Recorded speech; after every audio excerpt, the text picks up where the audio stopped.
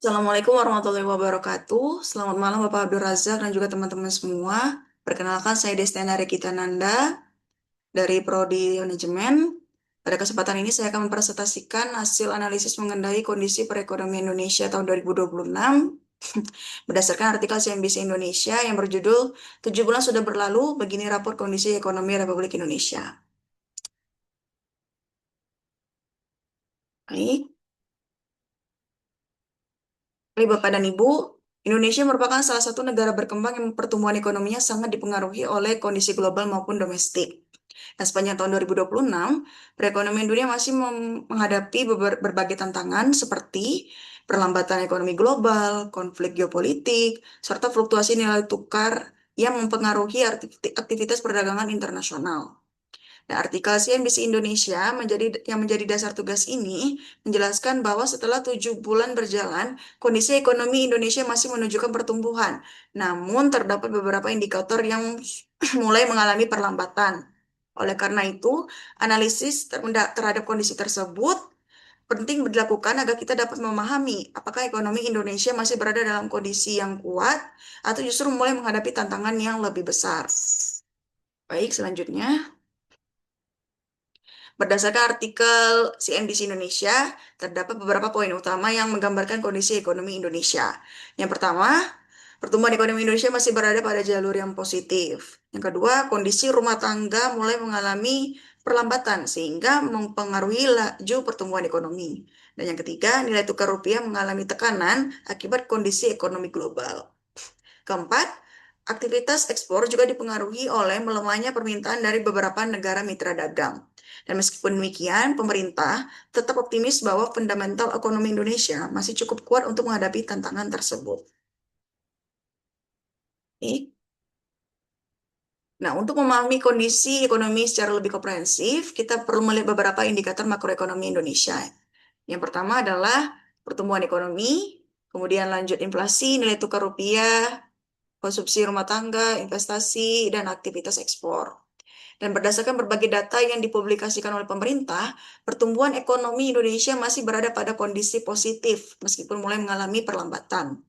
Inflasi masih dapat dikendalikan sehingga stabilitas harga relatif terjaga. Namun demikian, konsumsi masyarakat, investasi, dan ekspor masih menghadapi tantangan akibat kondisi ekonomi global yang belum sepenuhnya pulih. Nah, menurut saya, perlambatan ekonomi Indonesia tidak hanya disebabkan oleh faktor dalam negeri, tetapi juga dipengaruhi oleh kondisi internasional. Dan dari sisi eksternal, perlambatan ekonomi dunia, tingginya suku bunga global, kondisi geopolitik, serta menurunnya permintaan ekspor menjadi faktor yang cukup signifikan. Sementara dari sisi internal, melemahnya daya beli masyarakat, investasi yang belum optimal, pelemahan nilai tukar rupiah, dan perubahan pola konsumsi masyarakat turut memberikan dampak terhadap pertumbuhan ekonomi nasional. Oleh karena itu, penyelesaian masalah ekonomi memerlukan kebijakan yang mampu menjawab tantangan baik dari dalam maupun luar negeri. Nah, kondisi ekonomi yang melambat tentu memberikan dampak langsung terhadap kehidupan masyarakat. Dampak tersebut antara lain meningkatnya harga beberapa kebutuhan pokok sehingga daya beli masyarakat menjadi lebih rendah. Dunia usaha juga cenderung lebih berhati-hati dalam melakukan investasi maupun ekspansi bisnis. Selain itu, penyerapan tenaga kerja menjadi lebih lambat sehingga kesempatan kerja baru tidak bertambah secara signifikan. Pelaku UMKM juga menghadapi tantangan karena penjualan cenderung menurun ketika daya beli masyarakat yang melemah.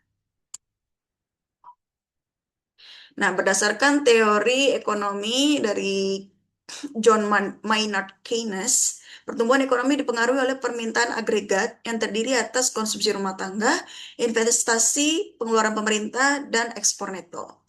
Dalam kondisi saat ini, perlambatan konsumsi rumah tangga dan investasi menyebabkan permintaan agregat menjadi lebih rendah, sehingga laju pertumbuhan ekonomi juga ikut melambat.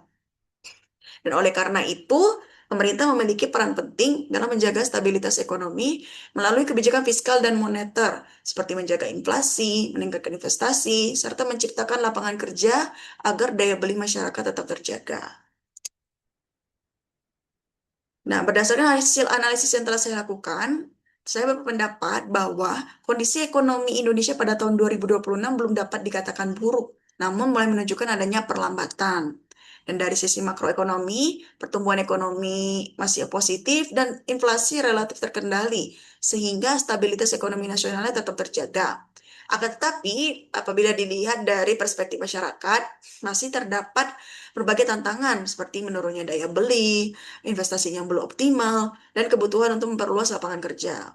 Dan menurut saya, keberhasilan pembangunan ekonomi itu tidak hanya diukur dari tingginya angka pertumbuhan ekonomi, tetapi dilihat dari sejauh mana masyarakat dapat merasakan manfaat pertumbuhan tersebut melalui peningkatan kesejahteraan, kesempatan kerja, dan juga pemerataan pendapatan. Oke, next. Berdasarkan kondisi tersebut, saya memberikan beberapa rekomendasi, yaitu yang pertama, pemerintah perlu meningkatkan investasi produktif agar mampu menciptakan lapangan kerja yang baru. Yang kedua, penguatan sektor UMKM harus tetap dilakukan karena sektor ini merupakan tulang punggung perekonomian nasional. Yang ketiga, stabilitas harga pangan harus dijaga agar daya beli masyarakat tentunya tidak semakin menurun. Dan yang terakhir, peningkatan kualitas sumber daya manusia dan percepatan transformasi digital perlu terus didorong agar Indonesia memiliki daya saing yang lebih tinggi di tingkat global. Dan untuk memperkuat analisis tersebut, saya menggunakan data resmi dari Badan Pusat Statistik.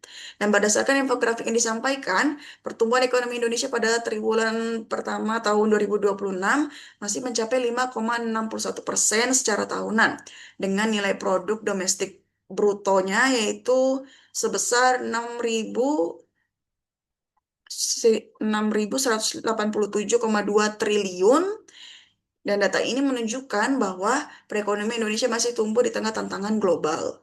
Namun demikian, pertumbuhan tersebut perlu terus dijaga agar manfaatnya dapat dirasakan secara lebih merata oleh seluruh lapisan masyarakat. Oleh karena itu, pemerintah perlu menjaga keseimbangan antara stabilitas ekonomi, makro, dan peningkatan kesejahteraan masyarakat. Dan berdasarkan artikel CNBC Indonesia dan data pendukung dari Badan Pusat Statistik, saya menyimpulkan bahwa kondisi perekonomian Indonesia pada tahun 2026 masih berada dalam kondisi yang relatif baik. Meskipun terdapat berbagai tantangan, seperti perlambatan konsumsi rumah tangga, tekanan terhadap nilai tukar rupiah, serta ketidakpastian ekonomi global, fundamental ekonomi Indonesia masih cukup kuat. Dan ke depan pemerintah perlu terus untuk menjaga stabilitas ekonomi melalui kebijakan yang mampu meningkatkan investasi, memperkuat daya beli masyarakat, mendukung perkembangan UMKM, dan menciptakan lapangan kerja yang lebih luas. Dan dengan demikian, pertumbuhan ekonomi yang dicapai tidak hanya tercermin dalam angka statistik saja, namun mampu meningkatkan kesejahteraan masyarakat secara nyata. Baik, demikian presentasi yang dapat saya sampaikan. Berikut adalah referensinya. Saya mohon maaf apabila ada kesalahan dan kekurangan dalam presentasi ini. Saya akhiri. Wassalamualaikum warahmatullahi wabarakatuh.